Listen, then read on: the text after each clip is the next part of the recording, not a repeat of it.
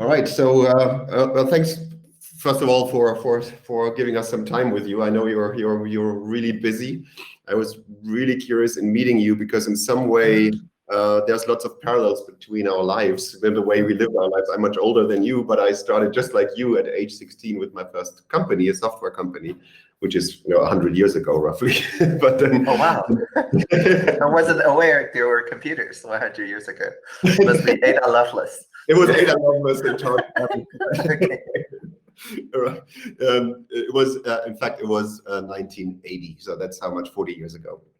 And yeah, the world was quite different. And then I started a couple of software companies, became an investor, and got infected with the open source virus in 2000, 2001, when I helped save SUSE Linux, one of the two big distros. And help work on open source business models and how you make money, which was really interesting. And then since then, it's easy to save money, by the way. Doing open source easier than earning money. The thing is, since then I've been helping lots of open source people to find a business model to make money. It's not so hard when you think of it. The thing is that most people think that if you can't sell software licenses, you can't make money with software. That of course is not true.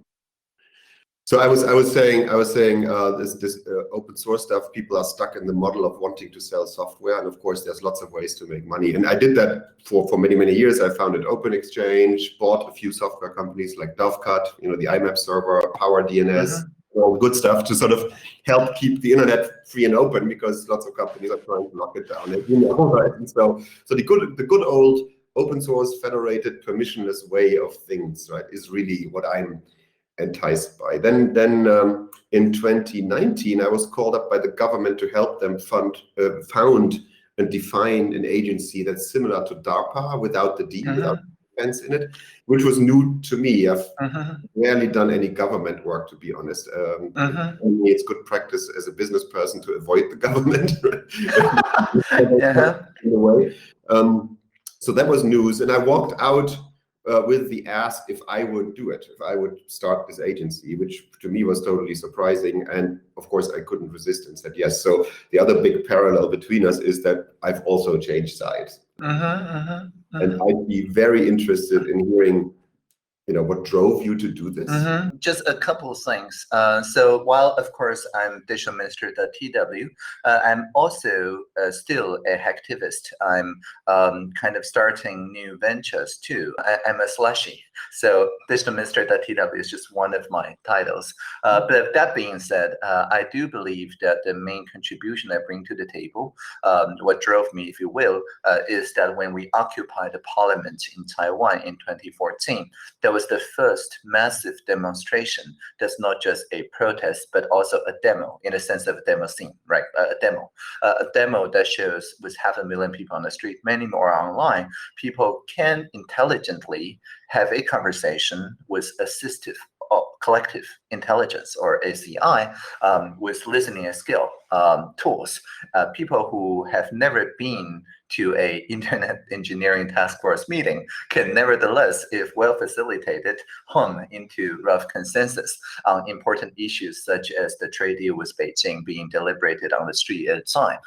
After 3 weeks of Occupy, we eventually agree on a set of demands, and which got accepted by the head of the parliament. And so people cannot unsee that scene. They cannot unparticipate from that feeling that actually some sort of participatory democracy is not just possible, it's also fun. And so the value that I bring to the table is mainly to introduce the career public service, who are very much in this into this because they understand this reduce the risk. If the agenda is set by the whole population, there's almost zero risk for the career public service to implement the will and the mandate of the people. I've learned politics in all is a very different world. Right? I was totally experienced in this world. I was a businessman, investor, a founder, a hacker, all these things. I was never a politician. And the way people think and interact and do things is so different from this other world.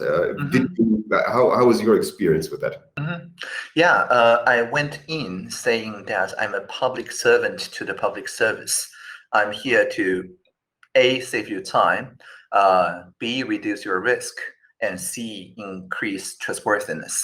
And we can't do everything like all three of them at the same time, but I agree and I promise that I will not increase the risk or waste people's time or reduce people's trust at the benefit of some other people's time or risk or trust. And so these are Pareto improvements. That's the technical term. I make improvements on one of the three axes, but never at the expense of the other two axes. And also the secondment, that is to say public servants that volunteer to work with me, but not for me, because I give no order and take no order. They understand they have to come up with the ideas, but I will absorb the risk.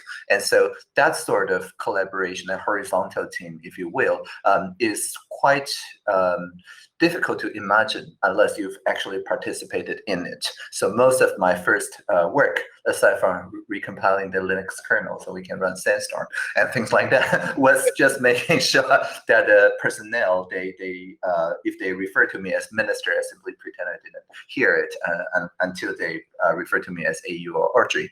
And then we started building the culture kind of from the kernel of just maybe 20 people in the office, but then gradually into a horizontal network of more than 100 participation offices and interns and things like that. So it grew kind of organically and gradually, but I never forced any ministries to associate them with me. How would you describe the Taiwanese people's desire for data privacy? What you know that in Europe are very much on the one end. I'm such a person. I was born in East Germany, where we had government supervision a lot and totalitarian state and stuff, and so you developed some sensibility. How is that? How would you describe that in Taiwan? Yeah, I was born in martial law, as I mentioned, and so we understand how's it like. Yeah, people were encouraged even in my parents' and grandparents' time to even snitch on each other. It's very bad state surveillance called the White Terror, and I think it extends for like 4 decades or something. So the world's longest martial law period. And so we understood how bad it was. And so we don't want to go back there. And that is why the Civicus Monitor human rights group rated Taiwan really as the only place in the whole Asia, the only jurisdiction that scores completely open when it comes to the rights of assembly, right of speech, and right of press, and so on. And this is important because this is built upon the kind of negative liberty, like freedom from state surveillance, freedom from nowadays multinational corporate surveillance, and things like that. So I would say that both the positive and negative liberties are highly valued. And whenever people want to start an argument based on the kind of instrumental value of convenience or things like that, is a non-starter. People would just say, the counter argument would be, do you want to go back to White Terror? And the people are like, okay, of course not. I read a piece about Taiwan's decision on 4G technologies and obviously 5G, not to use Chinese suppliers. So you've been there earlier than the rest of the world is, because now definitely. That's what we occupy the parliament for. That's one of our demands. Yeah, one of the consensus that we formed on the street, which essentially said there is no private sector vendor coming from the PRC, and if we get into 4G using those components, then every now and then we'll have to do a systemic risk assessment, whether there has been a de facto takeover by the party from the PRC side, and amortize. That's going to be much more expensive than just going to Nokia or Ericsson or develop some of our own. And so the decision was made then to exclude PRC in all the procurement, not just telecoms, but also anything pertaining to sensitive data or cybersecurity or national security or things like that. And by 2015, I think we erased all the components from PRC. So that's 5 years ago. Wow. So that would also include servers in your data centers that hold sensitive data? Yeah, of course. In all our procurement tenders, this is making sure that the PRC supply chain do not take a hold in any of our ICT facility. This, of course, only pertains to things in the data pipeline. So I don't know about, for example, the medical masks. I mean, we produce a lot of medical masks locally, but we're not banning PRC medical masks. They're still quite helpful. Yeah. I would be surprised if we found microphones and cameras in those masks. Like 5G antenna or entire Raspberry Pis. Yeah, I've seen those videos. It's interesting. What about the supply chains? I mean, you know that these days it's very hard to avoid the PRC when it comes to digital supply chains for hardware, right? It always ends up, that it has stuff. But it's getting easier nowadays, though.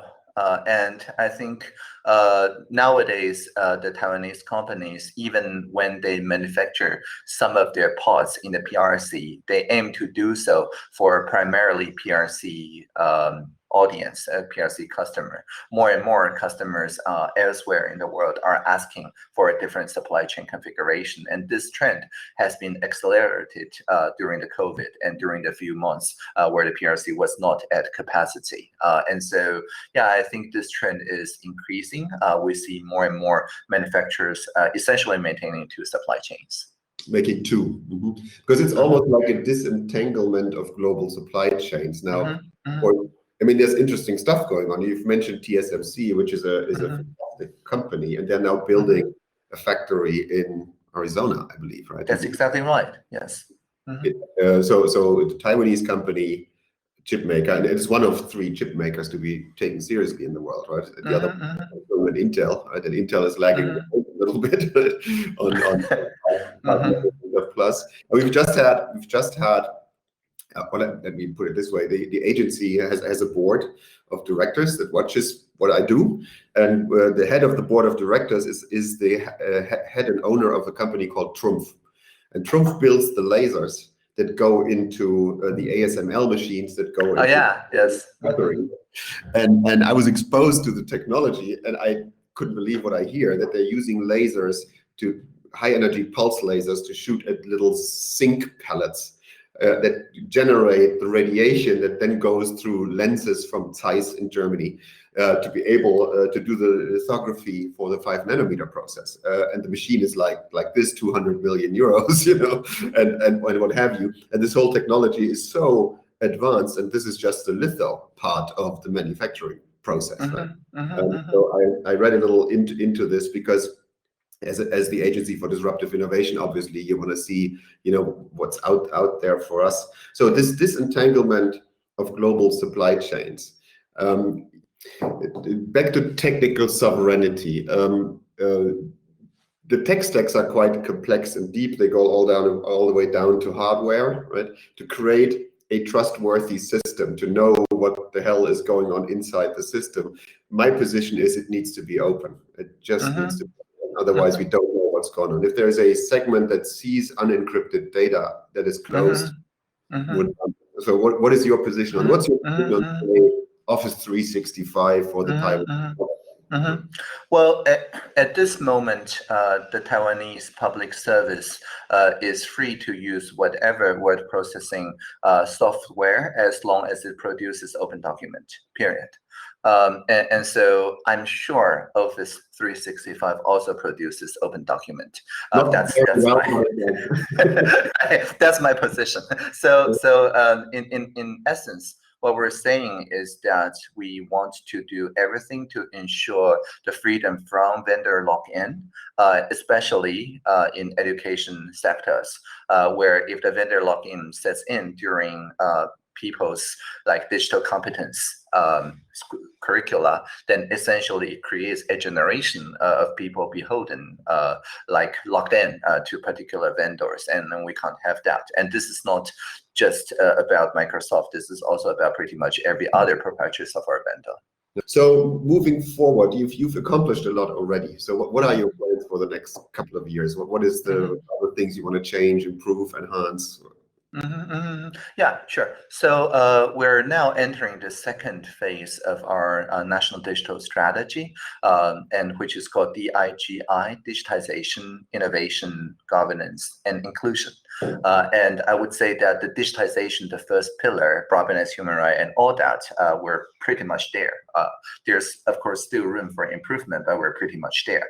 The innovation, with the enabling like sandbox acts, presidential hackathon, and things like that, there's a pretty good room for growth. But again, according to the World Economic Forum, Taiwan has been, for the past couple of years, one of the 4 super innovators in the world. So we're doing okay. So the focus for the next couple of years is going to be on governance and also on inclusion, because we do not want AI to become authoritarian intelligence. We want it to become assistive intelligence. And for that, all the 20 different national languages need to be on equal footing, instead of just forcing people to speak perfect English or perfect Mandarin, right? So that's the inclusion part.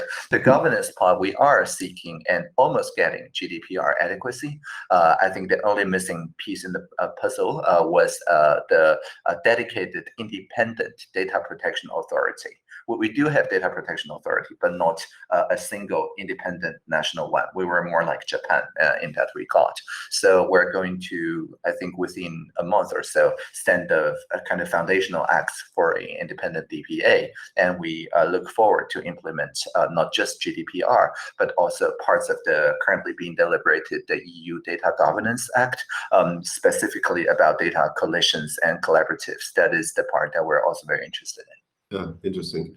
Very interesting. It seems that the countries now, probably also because you're there, think very much alike when it comes to these things. So both EU, and can speak for Germany, but I can also speak for the EU. I see a trend towards, open everything. Open California too, although it's not yet a country. Yeah. California probably should be part of Europe or Taiwan. Okay. Right, very interesting. Okay, innovation. Let's talk as sort of a final. I don't know how much time you got, but maybe another 5 minutes or so. If you don't mind. Yeah. I'm running the Federal Agency for Disruptive Innovation. I'd be interested in hearing what your hopes, what you would hope, what disruptive innovations would come by in the next couple of years. What you crave for, what you see coming, maybe, or where you want to sort of push a few of them yourself. So what's your disruptive innovation horizon, so to speak? Yeah, I think disruptive innovations to me is best when it disrupts the technological sector rather than disrupts the society, because things that are disruptive to the society usually have a large impact, but negative, with a minus sign to it, while the truly disruptive, but to the technology sector, but beneficial to the society innovations, such as, for example, just today, right, Ethereum switched from this old carbon dioxide burning proof of work to proof of stake for the mainline Ethereum 2.0. It's really good, but it's disruptive, I guess, mostly to the Ethereum developers. But it is just a environmental friendly gesture to everybody else. Actually, the term open source itself was such a disruptive innovation, disrupts the industry, but at the benefit of the community. So in that vein, I would guess that in the next few years, we'll probably arrive to the point where the co-presence of realities can enable deliberation at scale, even without people taking high-speed rails to enjoy each other's company. That is to say, a face-to-face like meeting and flying past the uncanny valley will enable us to talk not just about the episteme, not just about the knowledge as we are doing now, but also about the affect, the feelings, the ambience, and things like that, which at this point is unable to transmit over two-dimensional glasses such as this very one. I mean, we can project some gestalt to it, but it doesn't really work. And so some sort of co-presence technology, I think, would be quite inclusive in addition to disruptive. It's funny that you mentioned this because that's exactly a project that we're working on, which is quite fascinating. But Audrey, thank you very much. That was really interesting. I hope we can do this like every half year or so, if you don't mind. Sure. Yeah, glad to catch up. Yes. All right. Thank you very much. Thank you. Cheers, live long and prosper. You too.